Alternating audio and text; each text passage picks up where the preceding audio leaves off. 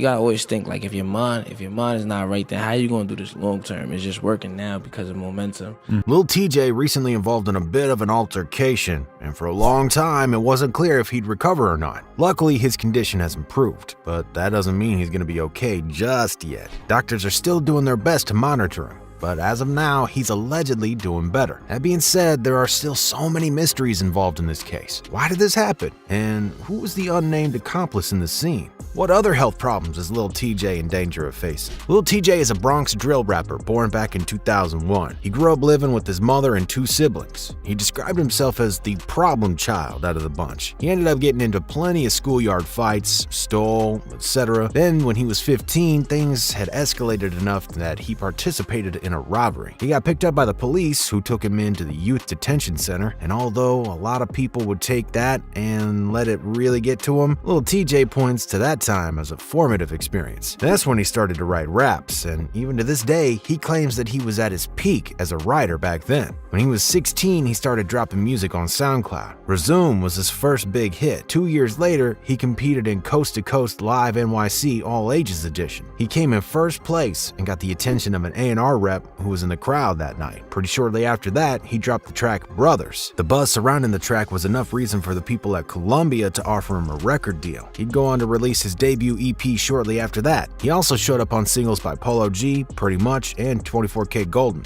In 2020, his career truly started to blow up. He released the EP State of Emergency. It explored the world of Bronx drill, commenting on where the culture was at the time. He also managed to secure features from New York drill legends like Fivio Foreign and Pop Smoke. That same year, he was featured on XXL's 2020 freshman class. 2021 was also pretty busy for him. He put out Callin' My Phone with Black, which quickly became his most popular hit since the start of his career. In 2022, he put out a single called In My Head, a YouTube freestyle, and even announced a new EP called Strictly For My Fans. He had a huge career despite the fact that he really only took off recently. Unfortunately, it wouldn't be long into his career before he began fighting for his life. On the 22nd of June, just after midnight, multiple 911 calls were made reporting shots in Edgewater, New Jersey. Once the police arrived at the scene, they found Lil TJ with multiple wounds. According to the Bergen County Police Department, a man by the name of Mohammed Kanate was attempted to rob Lil TJ, Antoine Boyd, and Jeffrey Valdez when everything went down. Lil TJ also made a post that would be chillin' in hindsight, only mere hours before the whole incident. It's led people to speculate that someone closely related to TJ set him up, or at the very least had some kind of hand in what happened. He said, PSA, just because you've been around a person doesn't make you entitled to the fruits of that person's labor. Envy is at an all-time high. Be safe out here. Boyd and Valdez were both in possession of weapons they weren't supposed to have at the time, and both of them have been taken in on unlawful weapons possessions. Prosecutor for Bergen County did, however, comment on the arrest of Kanate. He was arrested later that day on 3 charges of third-degree armed robbery and weapons charges. He had apparently quickly run down to a nearby hospital in New York after also receiving a wound of his own in the exchange. Lil TJ was taken to the hospital as soon as the police found him, where he had emergency surgery performed. Accounts have varied since Lil TJ has been in the hospital. Some people said that he's talking and conscious, while earlier reports have claimed that he's paralyzed and nearly brain dead. Obviously, there are drastically different outcomes. All we really know about his injuries is that he was hit multiple times in the thoracic cavity. That's the part of your chest where all your most vital organs are stored. It's also said that he had a lung collapse twice. A collapsed lung is a pretty big deal. Even though other injuries are unknown, this one is bad enough, especially if they can't keep it stable. A collapsed lung happens when the space between the lung and the wall of the chest increases, meaning the lung can inflate to its full capacity, making it much more difficult to breathe.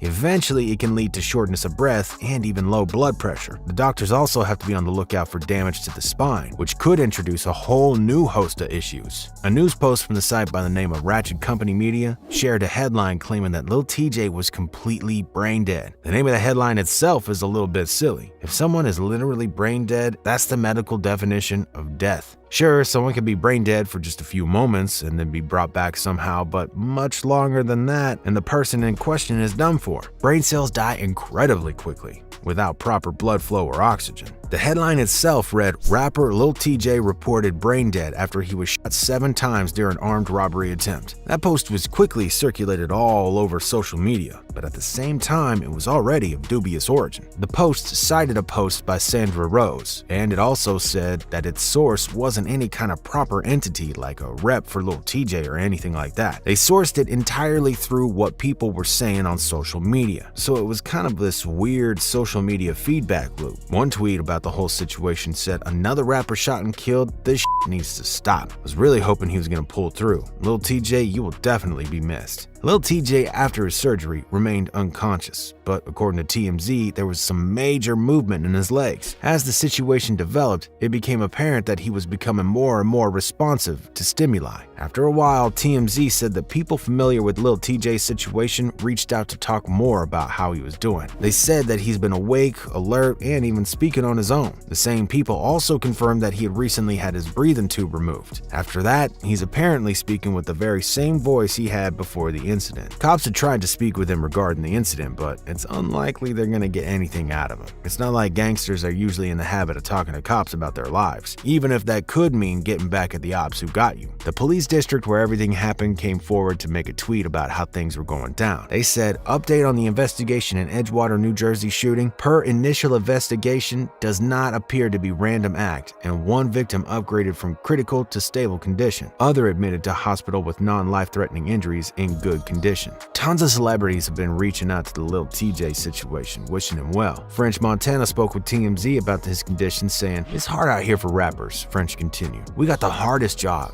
You don't know where it comes from, man. We think that everybody loves us, but everybody doesn't love us. I experienced that for myself because the person shot me is the one who drove me to the hospital. So your greatest threat always comes from the inside." Not all of the celebrity reactions have been positive, unfortunately. Always saying the absolute trashiest thing at any given time, 6ix9ine chimed in on a post about Lil TJ's emergency surgery. He merely commented with 2 laughing emojis. The two of them have had beef in the past, but nothing really serious yet. They argued over who the king in New York was for a little while, and it would seem that 6ix9ine still has issues. You might be thinking that a simple beef about who's the king in New York wouldn't be enough to make fun of a guy who was critically injured, but 6ix9ine's always gonna be full of surprises, right? The dude really has no tact. That's why Zach commented back saying, "Karma always come around." Casanova also commented on the situation, basically picking on Lil TJ for getting caught by the ops in a joking manner. He said, "Bro, you know better. Praying for you from my jail cell, little bro. You're gonna be alright. Tough times don't last. Only tough people do.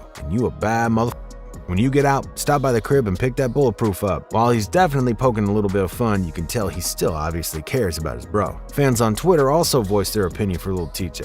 One fan said, "Great to see the progress. Prayers for TJ's full recovery." Another fan said, "What that mean he's awake?" For real though, shout out to all TJ's people. They made things way better. Glad they didn't just leave us in the dark. Another fan was cautiously optimistic, saying, "Just cause his man said he good don't mean he fully healed. If you are paralyzed one day, you can't wake up the next morning straight. That is a long time healing process." But what y'all think about all this though? Is Lil TJ actually about to recover from all this? Even if he does, will he ever function the way he did before? What were the motivations for Kanate? Let us know what you think down below in the comments. And as always, don't forget to keep it Rizzle. And if you like this one, go ahead and peep this one next.